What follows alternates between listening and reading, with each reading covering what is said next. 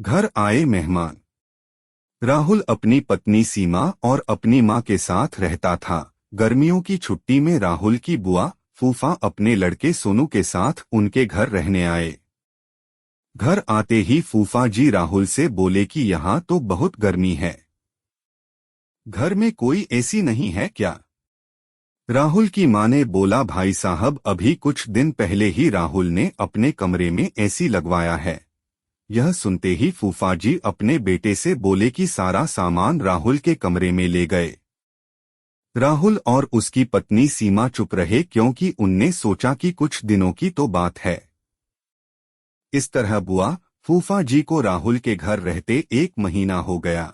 राहुल ने अपनी मां से पूछा कि बुआ जी कब जाने वाली है, हम कब तक ऐसे ही हॉल में सोकर अपना गुजारा करेंगे? राहुल की मां बोली, बेटा रिश्तेदारी का मामला है, हम कुछ कह भी तो नहीं सकते। राहुल की पत्नी सीमा बोली, वह सब तो ठीक है, लेकिन उनका छोटा लड़का सोनू सारा दिन घर में उधम करता रहता है।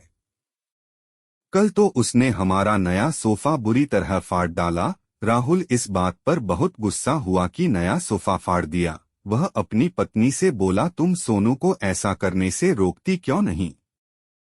सीमा बोली, जब से बुआ फूफा जी आए हैं कुछ कुछ खाने की डिमांड करते हैं, जिससे मेरा और माँ जी का सारा दिन तो रसोई में ही बीत जाता है।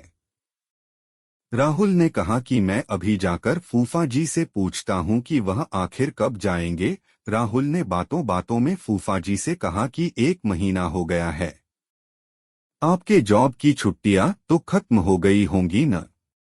फूफा जी बोले, राहुल मैंने जॉब तो कब की छोड़ दी, अब तो मैं बिजनेस करता हूँ और अब मैं इस शहर में भी कुछ बिजनेस खोलने की सोच रहा हूँ।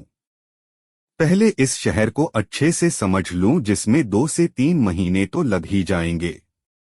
यह सुनकर राहुल समझ गया कि फूफा जी अभी जाने वाले नहीं हैं।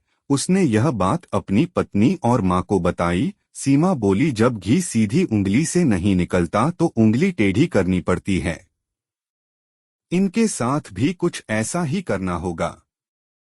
आप यह काम अब मुझ पर छोड़ दीजिए। उसी रात बुआ और फूफा जी छत पर थे, तभी उनका लड़का सोनू चिल्लाता हुआ उनके पास गया और बोला कि मैंने अभी एक चुड़ैल को देखा है। तभी एक चुड़ैल वहां आ गई और बुआ और फूफा जी को बोली कि तुम में से कौन पहले मेरा भोजन बनना चाहेगा। चुड़ैल को देखकर वह बहुत डर गए और उस घर से भाग गए। उनके जाने के बाद सीमा ने अपना चुड़ैल का मुखौटा उतारा। बुआ के परिवार के जाने के बाद सबने चैन की सांस ली। सीमा की सास ने सीमा से कहा कि तू तो बड़ी अच्छी चुड़ैल बनती है। यह कहकर सब हंसने लगे।